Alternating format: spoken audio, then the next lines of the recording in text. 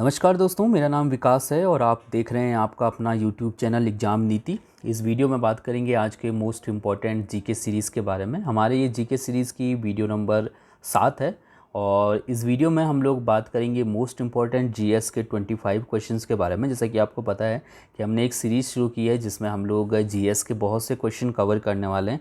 तो एक छोटा सा मॉक टेस्ट होता है डेली, जिसमें हम लोग टोटल 25 क्वेश्चन सॉल्व करते हैं और इसमें आपको बताना होता है कि 25 में से आपने कितने का आंसर बिल्कुल सही दिया है। तो आप लोग कमेंट करके मुझे ज़रूर बताइएगा कि 25 में से आपको कितने का आंसर आता था। शुरुआत करते हैं आज के इस सीरीज़ का और पहले क्वेश्चन के साथ।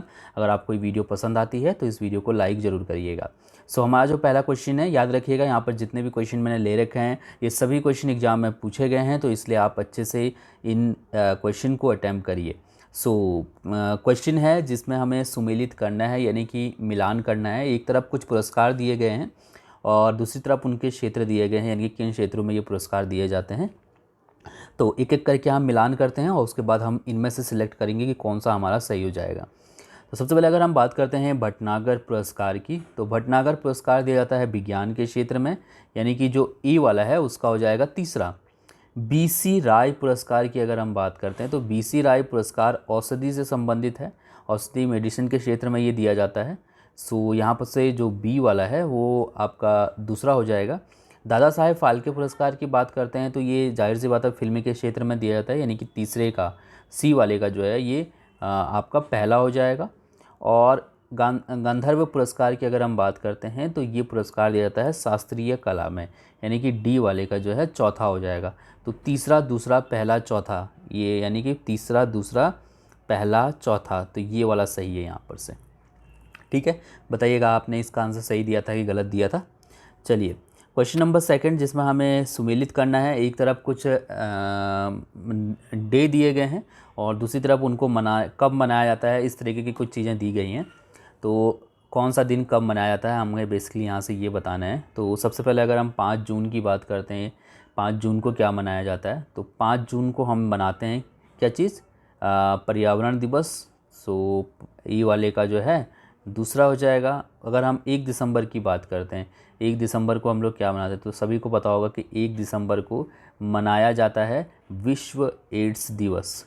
ठीक है, यहाँ पर से बी वाले का जो है तीसरा हो जाएगा।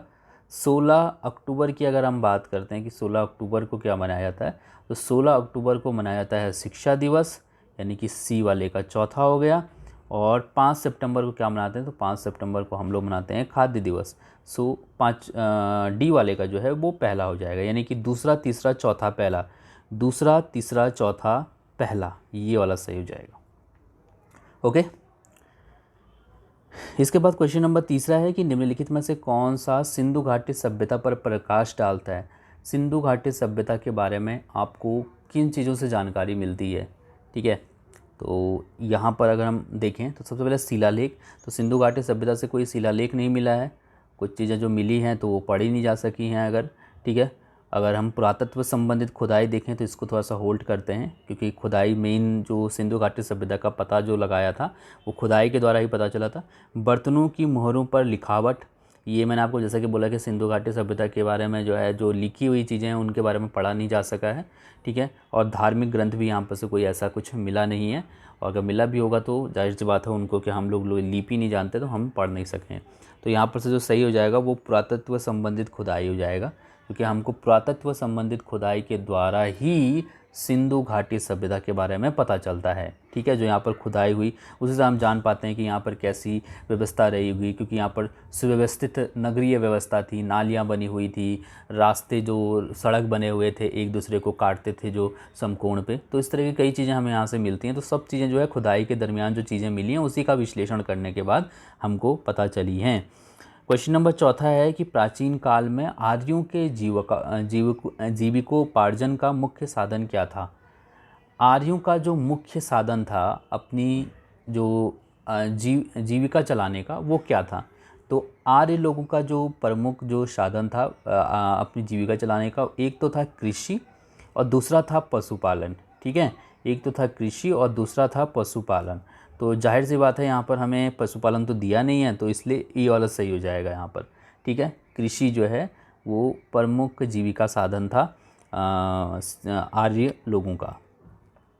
क्वेश्चन नंबर 5वां है कि ऋग्वेद काल में जनता निम्न में मुख्यतः किस में विश्वास करती थी। ऋग्वेद काल की जो जनता थी वो कौन सी चीज़ पे विश्वास करती थी सबसे ज़्यादा? मूर्ति पूजा, एकेश्वरवाद, देवी पूजा या बलि और कर्मकांड? तो इसका जो सही आंसर है वो है ऑप्शन डी वाला, यानी कि बलि और कर्मकांड पे बहुत ज़्यादा भरोसा करती थी ऋग्वेद युग की जनता। ठीक है। क्वेश्चन नंबर 6 है कि जैन धर्म के आधारभूत बिंदु है। जैन धर्म का जो आधारभूत बिंदु है जिस पर पूरा का पूरा जैन धर्म टिका हुआ है वो क्या है? तो इसका जो सही आंसर है वो है ऑप्शन सी वाला, यानी कि अहिंसा। अहिंसा जो है वो जैन धर्म का एक आधारभूत बिंदु है। हमने देखा होगा कि अहिंसा के इतने बड़े मतलब अनुयायी होते हैं कि मुंह पे भी जो है मास्क लगा के चलते हैं ताकि कोई जो मतलब एक छोटा जो आपका कीटाणु है या कुछ भी चीज़ है मतलब वो उनके मुंह में ना जा सके, कोई ऐसा जीवित प्राणी। ठीक है। तो इनकी जो आधारभूत जो बिंदु है जैन धर्म का वो है अहिंसा। क्वेश्चन नंबर 7वां है कि सारनाथ में अपना प्रथम प्रवचन किसने दिया था? ये तो सभी को पता होगा। सारनाथ में अपना जो पहला प्रवचन दिया था वो दिया था महात्मा बुद्ध ने, यानी कि ऑप्शन सी वाला यहाँ पर से बिल्कुल सही है।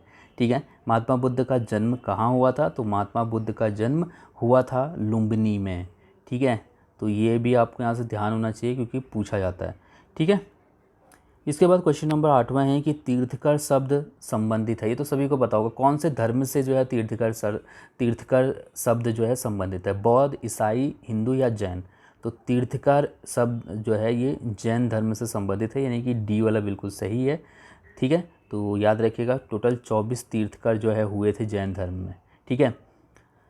इसके बाद क्वेश्चन नंबर 9 है हमारा कि हर्ष के साम्राज्य की राजधानी थी। हर्ष की जो राजधानी थी हर्षवर्धन की वो कहाँ पर थी?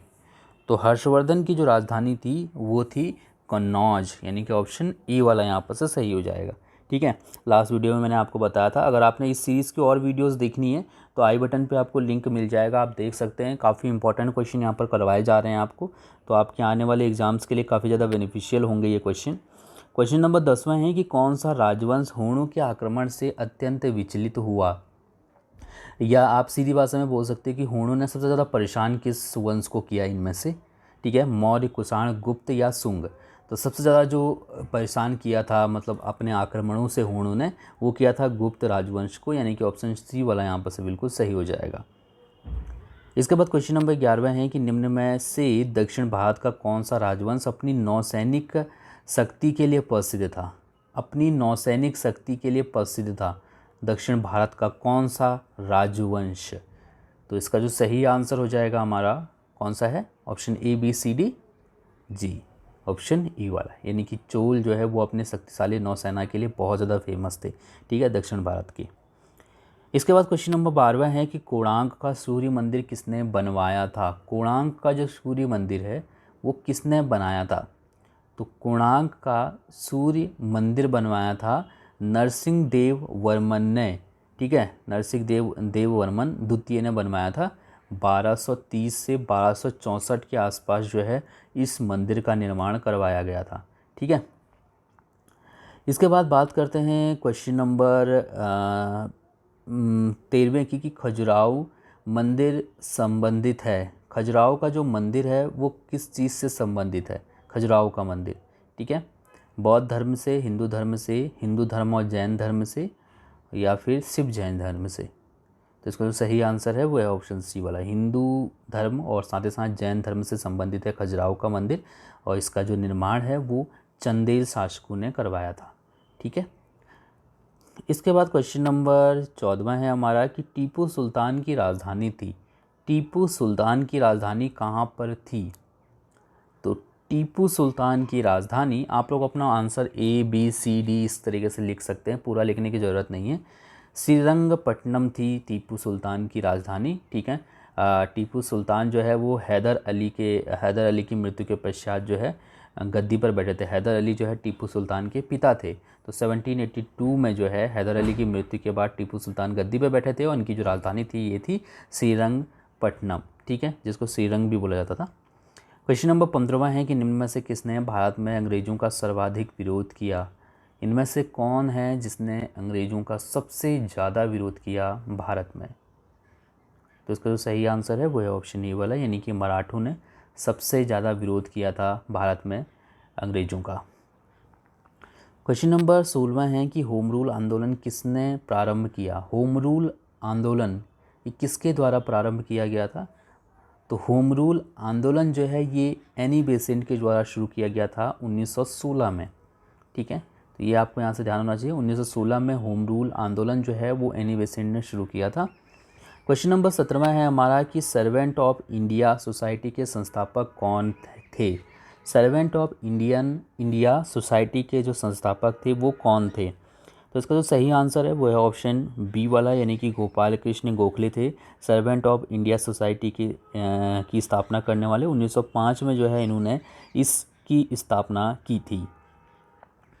क्वेश्चन नंबर 18 है कि रोलेट एक्ट भारत में लागू किया गया था। रोलेट एक्ट भारत में कब लागू किया गया था? 1909 में, या फिर 1919 में, 1930 में, या 1942 में? तो भारत में रोलेट एक्ट लागू किया गया था 1919 में, यानी कि ऑप्शन बी वाला यहाँ पर से बिल्कुल सही है।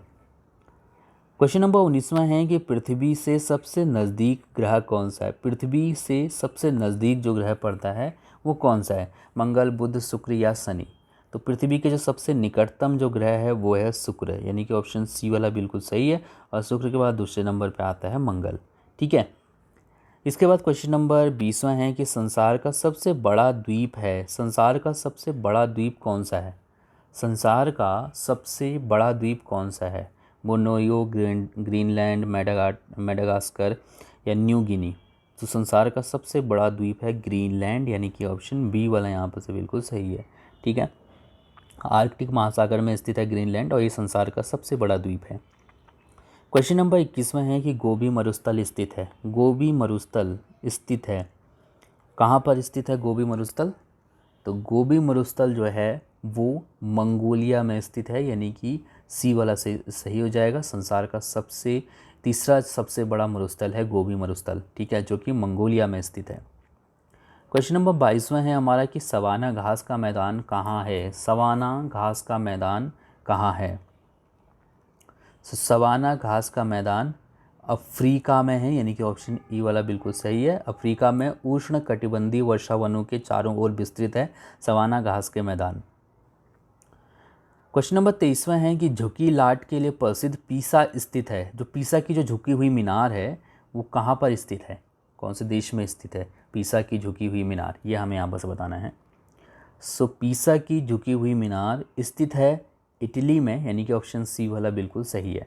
ठीक है, इसके बाद क्वेश्चन नंबर 24वां है कि केंद्र राज्य संबंध किस अनुसूची में है? केंद्र और राज्यों के जो संबंध होते हैं आपस में, ठीक है, उनका मतलब जो वर्णन किया गया है वो किस में किया गया है? संविधान की कौन सी अनुसूची में? तो इसका जो सही आंसर है वो है ऑप्शन ए वाला, यानी कि 7वीं अनुसूची में केंद्र राज्य संबंध जो है की चर्चा की गई है। ठीक है, संविधान के 7वीं अनुसूची में। क्वेश्चन नंबर 24वां है कि एड्स का कारण है। HIV एड्स जो होता है वो कैसे होता है, किस वजह से होता है? तो HIV एड्स जो है एक वायरस है, वायरस की वजह से ये होता है। ठीक है, सो ये थे हमारे आज के टॉप 25 क्वेश्चन। आप इस सीरीज़ के और वीडियोस देख सकते हैं, सभी वीडियोस के लिंक आपको आई बटन पे मिल जाएंगे। थैंक यू सो मच इस वीडियो को देखने के लिए। अगर आपको इस वीडियो का कहीं पर कोई पॉइंट डाउट वाला हो तो आप कमेंट करके मुझसे पूछ सकते हैं। Thank you.